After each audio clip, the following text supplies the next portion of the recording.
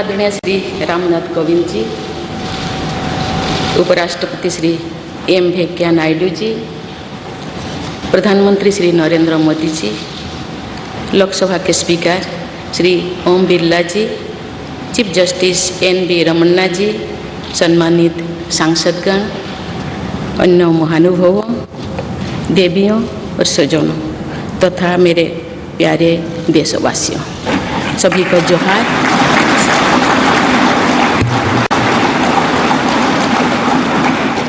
भारत के सर्वोच्च संवैधानिक पद पर निर्वाचित करने के लिए मैं सभी सांसदों और सभी विधानसभा सदस्यों का हार्दिक आभार व्यक्त करती हूँ।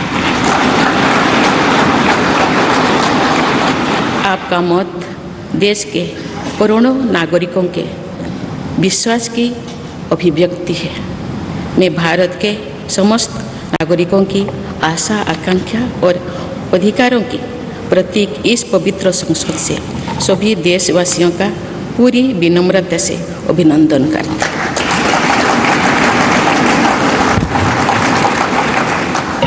आपकी आत्मीयता, आपका विश्वास और आपका सहयोग मेरे लिए इस नए दायित्व का निभाने में मेरी बहुत बड़ी ताकत रहेगी। मुझे राष्ट्रपति के रूप में देश ने एक ऐसे महत्वपूर्ण कालखंड में चुना है जब हम अपनी आज़ादी का अमृत महोत्सव मना रहे हैं।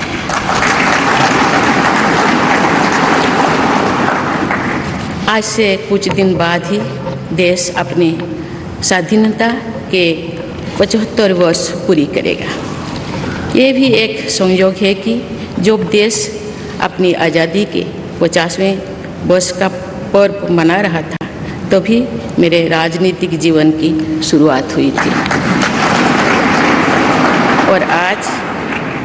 और आज आज़ादी के 75वें वर्ष में मुझे ये नया दायित्व मिला है। ऐसे ऐतिहासिक समय में जब भारत अगले 25 वर्षों के विजन को हासिल करने के लिए पूरी ऊर्जा से जुटा हुआ है, मुझे ये जिम्मेदारी मिलना मेरा बहुत बड़ा सौभाग्य है।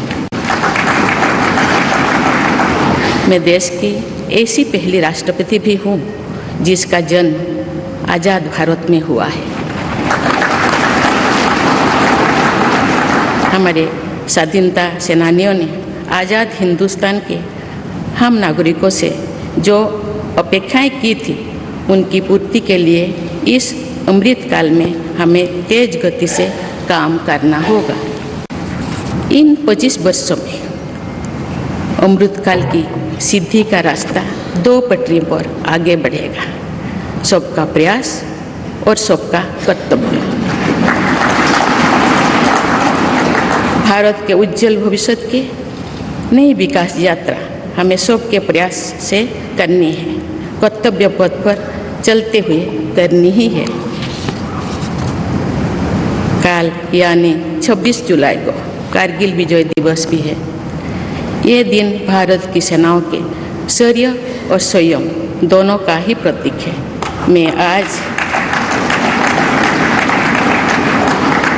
मैं आज देश की सेनाओं को तथा देश के समस्त नागरिकों को कारगिल विजय दिवस की अग्रिम शुभकामनाएं देती हूँ।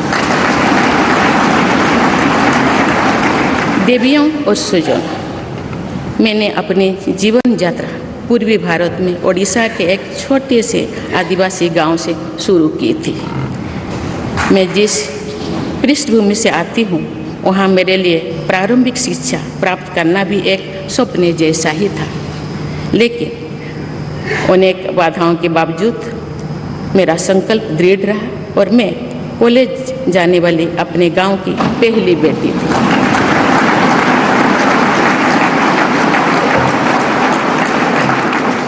मैं जनजातीय समाज से हूँ और वार्ड काउंसिलर से लेकर भारत की राष्ट्रपति बनने तक का अवसर मुझे मिला है।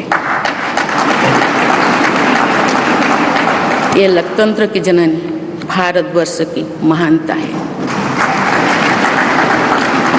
ये हमारे लोकतंत्र की ही शक्ति है कि उसमें एक गरीब घर के पैदा होने बेटी दूर सुदूर आदिवासी क्षेत्र में पैदा हुई बेटी भारत के सर्वोच्च संवैधानिक पद तक पहुंच सकती है।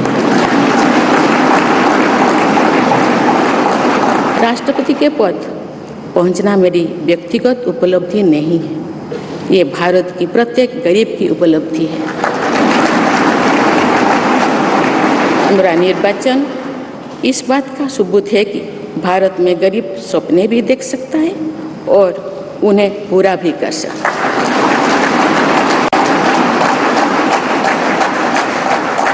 और ये मेरे लिए बहुत संतोष की बात है कि जो सदियों से वंचित रहे, जो जीवन विकास के लाभ से दूर रहे, वे गरीब, दलित, पिछड़े तथा आदिवासी मुझे ये अपना प्रतिबिंब देख सकते हैं।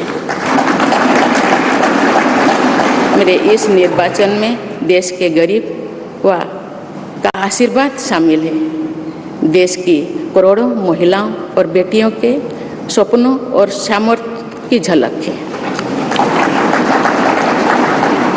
मेरे इस निर्वाचन में पुराने लीग से हटकर नए रास्ते पर चलने वाले भारत के आज के युवाओं का साहस भी शामिल है। ऐसे प्रगतिशील भारत का नेतृत्व करते हुए आज मैं खुद को गौरवान्वित महसूस कर रही हूँ। मैं आज समस्त देशवासियों को, विशेषकर भारत के युवाओं को तथा भारत की महिलाओं को ये विश्वास दिलाती हूँ कि इस पद पर कार्य करते हुए मेरे लिए उनके हित सर्वोपरि होंगे। देवियों और स्वजनों, मेरे सामने भारत के राष्ट्रपति पद की ऐसी महान विरासत है जिसने विश्व में भारतीय लोकतंत्र की प्रतिष्ठा का निरंतर मजबूत किया है। देश के प्रथम राष्ट्रपति डॉक्टर राजेंद्र प्रसाद से लेकर श्री रामनाथ कोविंद जी तक अनेक विभूतियों ने इस पद को सुशोभित किया है। इस पद के साथ साथ देश ने इस महान परंपरा के प्रतिनिधित्व का दायित्व भी मुझे सौंपा है। संविधान के आलोक में मैं पूरी निष्ठा से अपने कर्तव्यों का निर्वहन करूंगी। मेरे लिए भारत के लोकतांत्रिक सांस्कृतिक आदर्श और सभी देशवासी हमेशा मेरे ऊर्जा के स्रोत रहेंगे। देवियों और स्वजनों, हमारे संवैधानिक संग्राम में, स्वाधीनता संग्राम में एक राष्ट्र के तौर पर भारत की नई यात्रा की रूपरेखा तैयार की है। हमारा स्वाधीनता संग्राम उन संघर्षों और बलिदानों की अविरल धारा है जिसने आज़ाद भारत के लिए कितनी ही आदर्शों और संभावनाओं की सिंचा था। पूज्य बापू ने हमें स्वराज, स्वदेशी, स्वच्छता और सत्याग्रह द्वारा भारत के सांस्कृतिक आदर्शों की स्थापना का मार्ग दिखाया था। नेताजी सुभाष चंद्र बोस, नेहरू जी, सरदार पटेल, बाबा साहेब अम्बेडकर, भगत सिंह, सुखदेव, राजगुरु, चंद्रशेखर आजाद जैसे अनगिनत स्वाधीनता सेनानियों ने हमें राष्ट्र की स्वाभिमान को सर्वोपरि रखने की शिक्षा दी थी।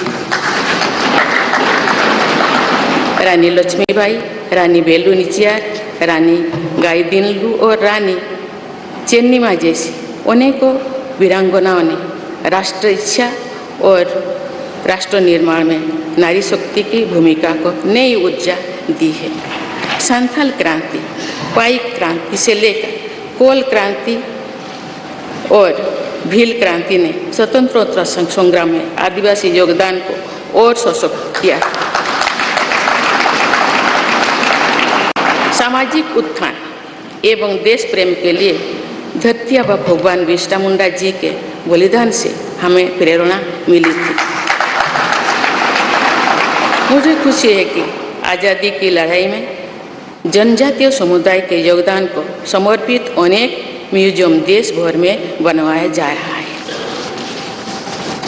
देवियों और स्वजनों, एक संसदीय लोकतंत्र के रूप में 75 वर्ष में भारत ने प्रगति के संकल्प को सहभागिता एवं सर्वसम्मति से आगे बढ़ाया है।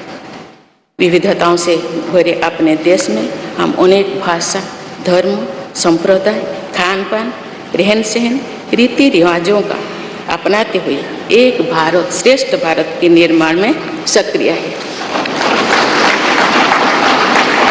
आज़ादी के 75वें वर्ष के अवसर पर आया है अमृतकाल। भारत के लिए नए संकल्पों का कालखंड है।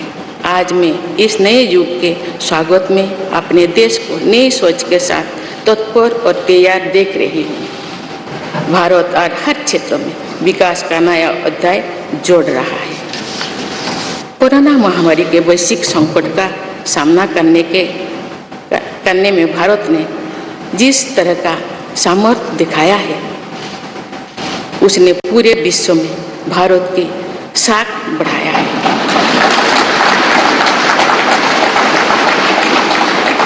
हम हिंदुस्तानियों ने अपने प्रयासों से न सिर्फ इस वैश्विक चुनौती का सामना किया, बल्कि दुनिया के सामने नई मापदंड भी स्थापित की। कुछ दिन पहले भारत ने कोरोना वैक्सीन की 200 करोड़ डोज लगाने का कीर्तिमान बनाया। इस पूरी लड़ाई में भारत के लोगों ने जिस संयम, साहस और सहयोग का परिचय दिया, वो एक समाज के रूप में हमारी बढ़ती हुई शक्ति और संवेदनशीलता का प्रतीक है। भारत ने इन मुश्किल हालात में न केवल खुद को संभाला, बल्कि दुनिया की मदद भी की। कोरोना महामारी से बने माहौल में आज दुनिया भारत को नए विश्वास से देख रही है। दुनिया की आर्थिक स्थिरता के लिए, सप्लाई चेन की सुगमता के लिए और वैश्विक शांति के लिए दुनिया को भारत से बहुत उम्मीदें हैं। आगामी महीनों में भारत अपनी अध्यक्षता में G20 ग्रुप की मेजबानी भी करने जा रही है। इसमें दुनिया के 20 बड़े देश भारत की अध्यक्षता में वैश्विक विषयों पर मंथन करेंगे। मुझे विश्वास है भारत में होने वाले इस मंथन से जो निष्कर्ष और नीतियाँ निर्धारित होंगे, उनसे आने वाले दशकों की दिशा तय होगी। देवियों और स्वजनों, दशकों पहले मुझे रायरंगपुर में श्री अरबिंदो इंटीग्रल स्कूल में शिक्षक के रूप में कार्य करने का अवसर मिला था। कुछ ही दिनों के बाद श्री अरबिंदो जी की 150वीं जन्म जयंती मनाई जाएगी। शिक्षा के बारे में श्री अरबिंदो के विचारों ने मुझे निरंतर प्रेरित किया है। जन प्रतिनिधि के रूप में विभिन्न पदों पर कार्य करते हुए और फिर राज्यपाल के रूप में भी मेरा शिक्षण संस्थानों के साथ सक्रिय जुड़ाव रहा है। मैंने देश के युवाओं के उत्साह और आत्मबल को करीब से देखा है। हम सभी के श्रद्धेय अटल जी कहा करते थे कि देश के युवा जब आगे बढ़ते हैं तो वे सिर्फ अपने ही भाग्य नहीं बनाते, बल्कि देश का भी भाग्य बनाते हैं।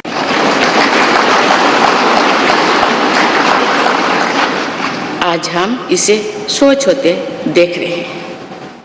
वोकल फॉर लोकल से लेकर डिजिटल इंडिया तक हर क्षेत्र में आगे बढ़ रहा आज का भारत विश्व के साथ कदम से कदम मिलाकर औद्योगिक क्रांति 4.0 के लिए पूरी तरह भारत तैयार है। रिकॉर्ड संख्या में बन रहे स्टार्टअप्स में, नए नए इनोवेशंस में, दूर सुदूर क्षेत्रों में डिजिटल टेक्नोलॉजी की स्वीकार्यता में भारत के युवाओं की बड़ी भूमिका है। बीती वर्षों में भारत ने जिस तरह महिला सशक्तिकरण के लिए निर्णय लिए हैं, नीतियाँ बनाई गई है, इससे भी देश में एक नई शक्ति का संचार हुआ है। मैं चाहती हूँ कि हमारी सभी बहनें व बेटियाँ अधिक से अधिक सशक्त हो तथा वे देश के हर क्षेत्र में अपना योगदान बढ़ाती रहे। मैं अपने देश के युवाओं से कहना चाहती हूँ कि आप न केवल अपने भविष्य का निर्माण कर रहे हैं, बल्कि भविष्य के भारत की नींव भी रख रहे हैं। देश के राष्ट्रपति के तौर पर मेरा हमेशा आपको पूरा सहयोग रहेगा। देवियों और सुजों, विकास और प्रगतिशीलता का अर्थ निरंतर आगे बढ़ना होता है, लेकिन साथ ही अपने अतीत का ज्ञान भी उतना ही आवश्यक है। आज जो विश्व सस्टेनेबल प्लैनेट की बात कर रहे हैं, तो उसमें भारत की प्राचीन परंपराओं, हमारे अतीत की सस्टेनेबल लाइफस्टाइल की भूमिका और बढ़ जाती है। मेरा जन्म तो उस जनजातीय परंपरा से हुआ है जिसने हजारों वर्ष से प्रकृति के साथ तालमेल बनाकर जीवन को आगे बढ़ाया है। मैंने जंगल और जलाशयों के महत्व को अपने जीवन में महसूस किया है। हम प्रकृति से जरूरी संसाधन लेते हैं और उतनी ही श्रद्धा से प्रकृति से सेवा भी करते हैं। यहाँ संवेदनशीलता का आज वैश्विक अनिवार्यता बन गया है। मुझे इस बात की प्रसन्नता है कि भारत पर्यावरण संरक्षण के क्षेत्र में विश्व का मार्गदर्शक बन रहा है। देवियों और स्वजनों, मैंने अपने अब तक के जीवन में जौन सेवा में ही जीवन की सार्थकता को अनुभव किया है। श्री जगन्नाथ क्षेत्र के एक प्रख्यात कवि भीम भोई जी की कविता की एक पंक्ति है, मो जीवन पचे नरके पड़ी थाउ जगत उद्धार।